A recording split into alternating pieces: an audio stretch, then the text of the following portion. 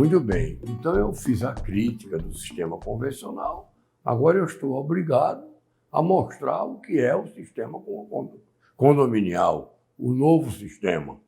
E eu vou iniciar desafiando vocês, me permitam, a demonstrar que esse sistema novo, esse condominial, ele vai apresentar a mesma qualidade do outro sistema, se não for melhor. Ele vai ser obediente à hidráulica, porque isso é uma premissa básica. Ele vai ser simplificado ao máximo em relação àquele. Ele vai oferecer a mais ampla possível redução de custo. Ele vai se adaptar a toda e qualquer urbanização e ele vai ser um sistema único para todos.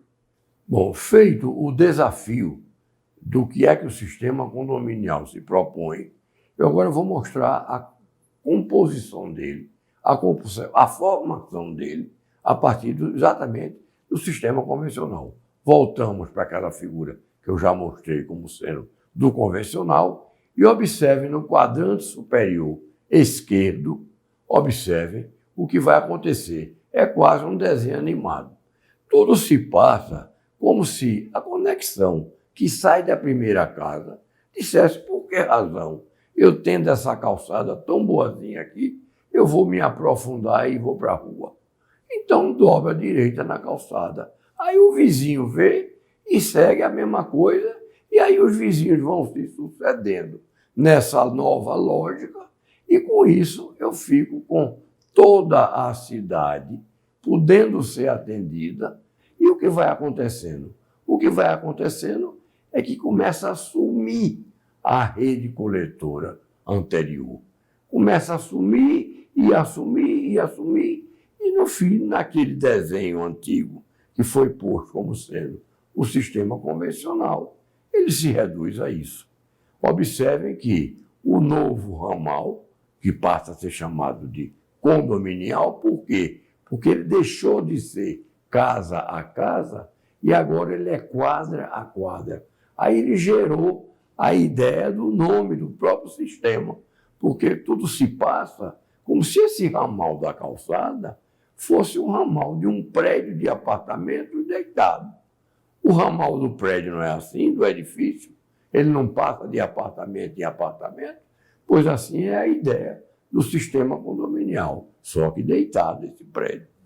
Muito bem, então o sistema foi denominado condominial porque essa quadra que se transformou na unidade da coleta passou a dar o nome ao condomínio.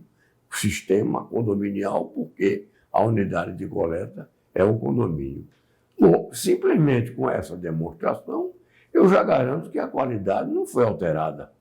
A qualidade não foi alterada em nada. As pessoas que estão aí vão ter o mesmo conforto que tinham antes. A obediência à hidráulica, como eu disse, veio da base. A simplificação não há o que explicar. E a redução de custo, da mesma forma. Agora vamos tentar mostrar que ele se adequa a toda e qualquer urbanização. Então, muitas vezes, nós encontramos numa cidade uma quadra bem urbanizada, porém desnivelada nas suas duas faces. Então, se eu ponho uma rede em cada uma das ruas que a delimitam, um dos lados, o lado mais baixo, vai tornar perfeitamente possível o esgotamento da quadra, mas o outro lado não vai ser possível. Então, nesse caso, a cidade, a quadra, o condomínio está pedindo uma modificação do ramal. E o ramal passa para dentro do lote, digamos, para o fundo do quintal.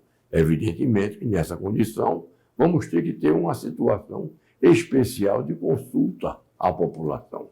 Então esse ramal é um ramal misto, porque no mesmo condomínio eu tenho uma parte na calçada e uma parte no fundo do lote.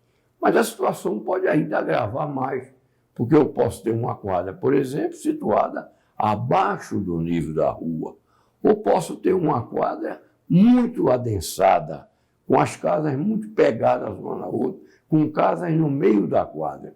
Então, nesse caso, o meu ramal tem que se desdobrar, como ele é um ramal muito simples, muito móvel, muito ágil, então ele passa por onde for necessário passar. E daí ele recebe o curioso nome de ramal que passa por onde pode. Então, com essa demonstração, a gente alcança mais um dos requisitos, que é de que ele se adapta a toda e qualquer urbanização. E se ele se adapta a toda e qualquer urbanização, naturalmente, ele é um sistema que atende a população pobre e a população rica, do mesmo jeito.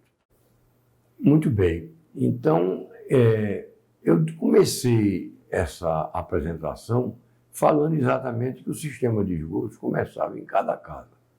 Então, isso leva a uma necessidade imperiosa de que o sistema de esgotos traga consigo, sem nenhuma dúvida, um método que leve à participação da população. Não é aquela coisa genérica, participar por participar, informação aqui e acolá. É uma participação objetiva, em cima de tópicos bastante objetivos. Ou seja, eu preciso ter a população se servindo no meu sistema. Então, eu tenho que conquistá-la. E olhe que ela já está, provavelmente, com um determinado sistema. Então, eu tenho que convencê-la a vir para o outro. Os ramais também, em alguns casos, vão precisar passar por quintais, vão precisar sair da calçada.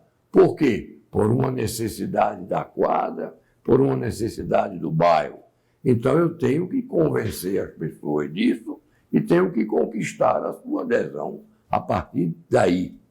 Também é necessária essa participação quando não há dinheiro para se fazer o sistema e a população vai ter que pagar, vai ter que fazer uma parte, vai ter que assumir uma parte do sistema. E, finalmente, é uma obra tão importante que a participação nela, nas decisões políticas dela, são também parte do exercício da cidadania. Então, se eu falo em assegurar a participação da população em decisões sobre o serviço, sobre a parte política do serviço, eu tenho que, a princípio, definir algumas premissas básicas onde eu vou apoiar essa participação. A primeira delas é que eu vou enxergar essa questão do esgoto como uma questão política que passa por discussões e por decisões do usuário. Vou também ver os usuários por igual. O pobre e o rico vão ter as mesmas informações, os mesmos direitos e deveres. Onde apareça a necessidade de decisões, vamos levar a ideia de que as decisões se realizem sobre grande discussão, em seguida uma grande discussão, e sempre por maioria dos presentes. Muito bem, outra premissa seria a ideia de que cada uma das questões levadas à população sejam frutos de pactos no âmbito em que ela é decidida. Então, eu inicio com um grande pacto entre os agentes promotores e esses pactos vão descendo até chegar à comunidade. Esses pactos vão, para serem bem consolidados, eles têm que atender à questão mais geral de ser um bom negócio para as duas partes em jogo. E, finalmente, a informação veiculada, ela precisa ser verdadeira, porque só assim nós vamos alcançar a credibilidade que é a base de todo o processo. Lembrem que nós definimos o que era um condomínio, que era a unidade de coleta dos esgotos pelo lado físico, digamos, através de um ramal predial.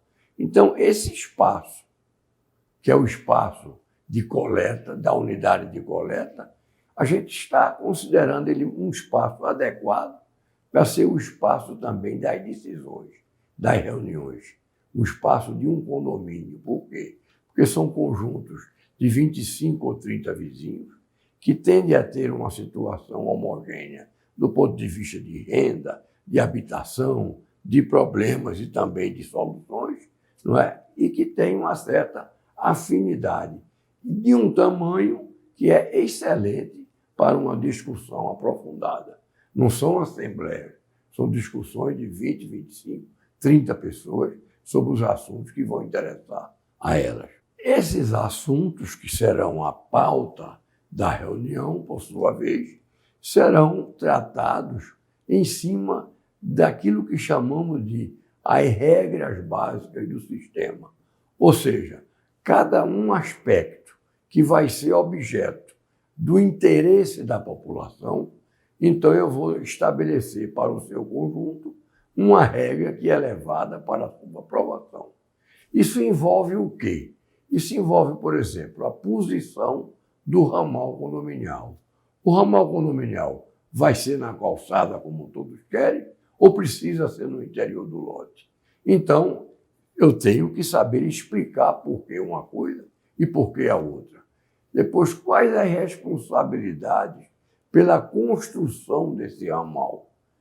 Quem vai construir? Sou eu, usuário? É o operador? Depois, quem vai operar esse ramal? Se ele ficar na calçada, tudo indica que é o órgão operador. Se ele ficar dentro do lote, pode competir aos usuários. Depois, as condições gerais do acesso. O que é que eu tenho que fazer? O que é que eu tenho que atender para eu ter acesso a esse sistema? E quais são as modalidades de tarifa que eu vou ter que pagar? Então, essas coisas têm que ser muito bem discutidas pela população e, ao final dessa discussão, se chega a um termo de adesão, que é um conjunto das regras que foram aceitas pelos condomínios para a operação do sistema.